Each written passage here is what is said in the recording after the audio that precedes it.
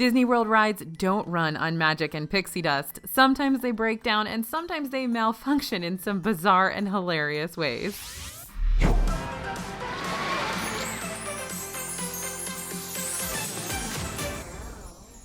Hey everybody, it's AJ for Disney Food Blog. Have you ever been stuck on a ride at Disney World? Maybe you've even had to be evacuated from a ride in Disney World. Ride failures don't happen all that often, but we always want you to be prepared for everything. And today we're talking about the most evacuated rides in Disney World, some totally bizarre animatronic malfunctions, and what to do if Rise of the Resistance has been closed for hours. Let's start with a really interesting statistic, the most evacuated rides in Disney World. Maybe you've been on Haunted Mansion when the playful spooks have temporarily delayed your journey, but have you ever had to be rescued from a more permanently delayed ride? Full ride evacuations are rare, but they do happen, and they're more likely to happen on some rides over others. So according to data from Disney World's own Reedy Creek Fire Department, these are the top 10 evacuated rides over a 2-year period. Number 10 is Spaceship Earth. The opening day Epcot ride had 15 evacuations over those 2 years. Number 9 is Toy Story Mania, had 16 evacuations, which may be due to all the tech that helps run the in-ride games. Splash Mountain had 21 evacuations, not including that sinking boat, which we will get to, don't worry.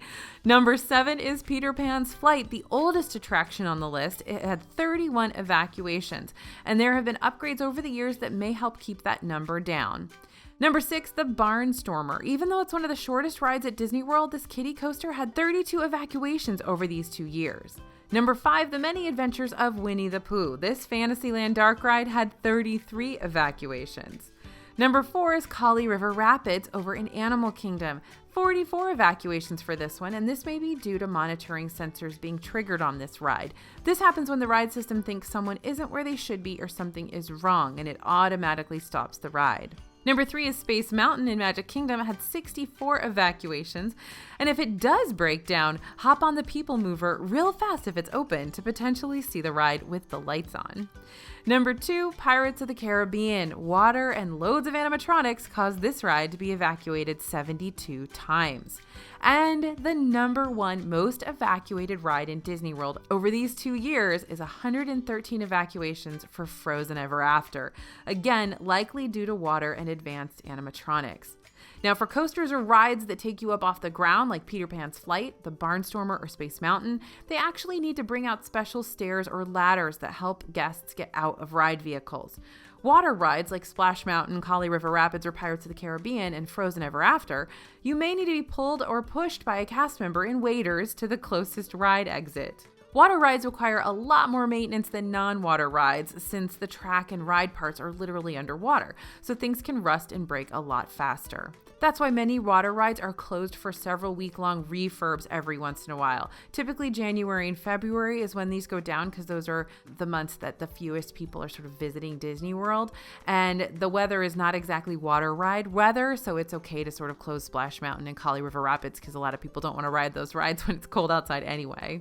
So older rides and rides with lots of new tech, those are the ones that break down the most. Don't worry, we're getting to all those Rise of the Resistance breakdowns in just a minute. But Frozen Ever After is one of the newer rides at Disney World, but it actually uses most of the same track as Maelstrom, the previous ride in that location, and that water ride opened in 1988. So you'll likely be compensated in some way if you do get evacuated. There's a little heads up. And that means you'll probably get to ride later in the day if the ride reopens. You may get a fast pass, something like that. And Disney often has a cast member waiting at the exit to help you out if the ride breakdown has caused you to be late for a reservation or miss a fast pass or something like that. And that cast member will also make sure that you know that you can get a fast pass for later in the day, or you can ride the attraction later, or some other sort of compensation, whether it's a Pinocchio pass, which if you've watched some of our other videos, you know that's kind of a thing that allows a cast member to give you any sort of a perk. So be sure to ask a cast member if you need some help rearranging your day after you've been evacuated, or if you want to know, hey, what happens as a result of this? All right, so let's talk about those Rise of the Resistance breakdowns. This is the ride at Disney World right now. Everyone wants to ride it, and it's still pretty hard to get on. Disney is still using their virtual queue boarding group system. Right now, boarding groups are released at 10 a.m. and 2 p.m., and capacity is still very limited. So those boarding passes are gone within minutes or even seconds when they're released. In fact, we polled our followers, and 68% of those who responded were unable to get a spot in the virtual queue for Rise of the Resistance when they tried, which is unbelievable. Some said that boarding groups were gone within seconds, and others experienced some technical glitches that kept them from getting that coveted spot in the boarding pass queue. One follower said that the My Disney Experience app didn't register that they were in the park. Now, this is something that our reporters have experienced themselves. Something about how if you're in the park a lot, sometimes it doesn't register you. So always be sure to take screenshots of any glitches you experience in the app, and take a screenshot when you're trying to get a boarding pass so that if you go to guest services afterwards, you can show them that right at 10 a.m. you were trying to get a boarding pass and it didn't register you as being in the park. Now, we've got plenty of tips on how to maximize your chances of getting a boarding group. So head over to DisneyFoodblog.com to see our latest tips, especially those ones that are critical right now with the reopening schedule. So those are the most important to look at, and then check out some of our other videos as well. Okay, so another 9% of our followers did get a boarding group, but didn't end up riding anyway. Disney will often distribute what they call backup boarding groups, which may not get called if there are significant breakdowns or malfunctions with the ride throughout the day. Even if you end up with an official boarding group number, things could go wrong and you may not end up riding, like when a lightning strike caused the ride to be closed the entire day. There are several sections to the ride, and if one part goes down, the entire thing may close. I think there's something like 27, what they call fail points in Rise of the Resistance. So 27 different things that could go completely wrong and cause the ride to shut down. So that's a lot of fail points, that everything has to be going just right and smoothly for the ride to be functioning properly. So if you're in line when this happens, they will make an announcement. If you don't want to wait in line for the ride to come back up, find a cast member and speak to them about coming back at a later time before you leave the line. So keep your spot in line, or send a tribute to go find a cast member. I don't know why I'm using a Hunger Games reference there, but find a tribute in your party to go find a cast member, and somebody else stay in the line where you are, just in case it doesn't work out or it comes back up before the person finds a cast member. Now, if you're still waiting for your chance to ride, keep an eye on the My Disney Experience app, where there will be an estimated ride time. Though, keep in mind that it's an estimation, and of course it can change. So if you do get a boarding pass, make sure you keep an eye on that estimated wait time so that you can be ready to go when your boarding group is called. Because we have had experiences where our reporters were at a dining reservation when their boarding group was called and they missed their boarding group situation. So anything can happen. Keep an eye on it. Stay vigilant. All right, let's talk faulty animatronics. All animatronics need to get some work done every once in a while, but sometimes it's an unexpected malfunction. We've seen the shaman at Navi River Journey taken out several times, and they have a screen that displays a video of the shaman when they have to take her out. Kylo Ren will sometimes disappear from Rise of the Resistance as well, but luckily the ride can keep going without him. Spoiler alert! Instead of Kylo Ren lunging at you just before you enter the escape pod, if his animatronic is gone, they'll show him in his ship shooting at you, and he gets shot and blasted into space before you escape. All right, so Elsa's 3D projection mapping on Frozen Ever After gets a little wonky. And Ariel in Under the Sea Journey of the Little Mermaid often looks like she's been through some stuff. So those are two that definitely have some problems every once in a while. And of course, we have to mention the Yeti at Expedition Everest that hasn't moved nearly since the ride opened. It broke a few months into the ride's operation, and the process to fix it is apparently way too complicated. Something about how it would cost way too much money to fix him. So Disney's fix was to throw up some strobe lights to make it appear that the animatronic moves, and that's how it got the name Disco Yeti.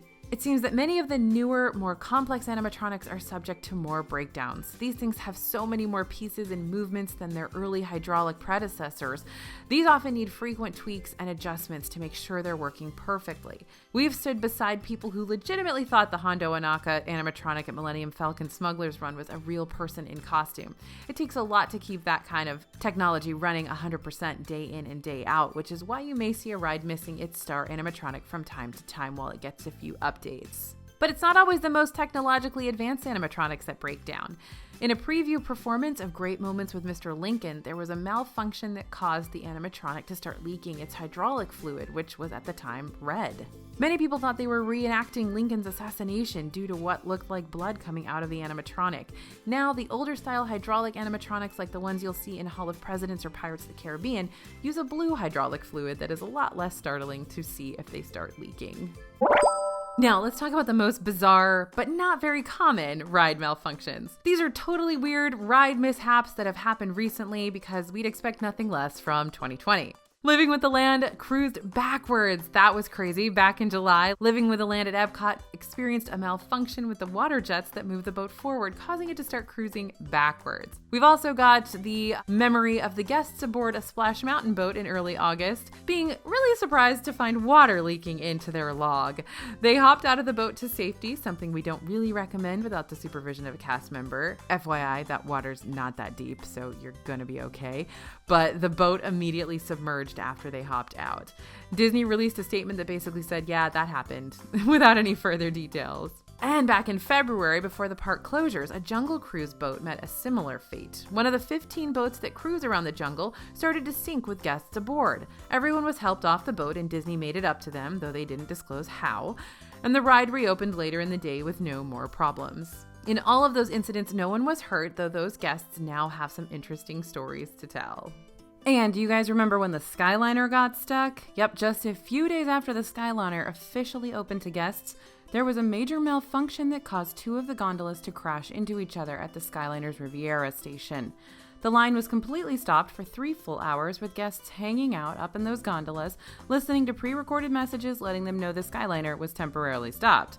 Once the system was running again and guests were safely on the ground, everyone was compensated with $100 gift cards and park tickets. So what should you do if you get stuck on a ride? All right, so just because you've stopped doesn't mean you'll be evacuated. Hold tight and don't panic. It takes a lot for a ride to warrant a full evacuation. It's much more likely that things will start up again after a few minutes. That'll be the case most of the time. Also, listen to the instructions. You'll hear announcements over the ride PA system, or if you are in for an evacuation, a cast member will come to help you out. Listen to them and do exactly what they say because it's for your safety. Don't get out of your ride vehicle. Even if you know an evacuation is imminent, wait until you have a cast member helping you. And if you're stuck in an uncomfortable spot, do your best to keep yourself comfortable, but do it safely. So if you're in the sun, like we saw when Seven Dwarfs Mine Train stopped unexpectedly and people were literally on a incline and just out in the sun for a very long time, you can pop a hat on, pull out a mini fan. You won't be able to open an umbrella to block the sun because it is a safety hazard though, so note that and always remember your sunscreen. You never know when you're gonna get stuck on a ride out in the sun, and if you didn't put on sunscreen, that's gonna be unfortunate. And if you're stuck at a weird angle on a hill, don't lift up your lap bar or get out of your seat. Most of the time that rides stop, it's because someone is doing something they shouldn't be doing on a ride. So getting out of your seat can mean the ride takes even longer to come back up. Statistically, you won't experience many of these malfunctions, though you are definitely more likely to see a wonky animatronic rather than be aboard a sinking Jungle Cruise boat. And just because the ride closes for a short time, that doesn't mean there's some big mishap that has caused it. Right now, rides are closing for a short while every 2 hours for sanitation, and many Omnimover-style attractions will slow or come to a stop to help load guests who may have mobility difficulties. But if you do end up experiencing a rare ride evacuation, Disney will no doubt make sure that you're taken care of. They often don't disclose what kind of compensation they give, but depending on severity, you can expect anything from a fast pass to a voucher for some new clothing or a free meal. So do you have any wild stories about ride mishaps? Let us know in the comments. Thanks for listening, you guys. Thanks for watching. As always, this is AJ for Disney Food Blog, and we'll see you real soon.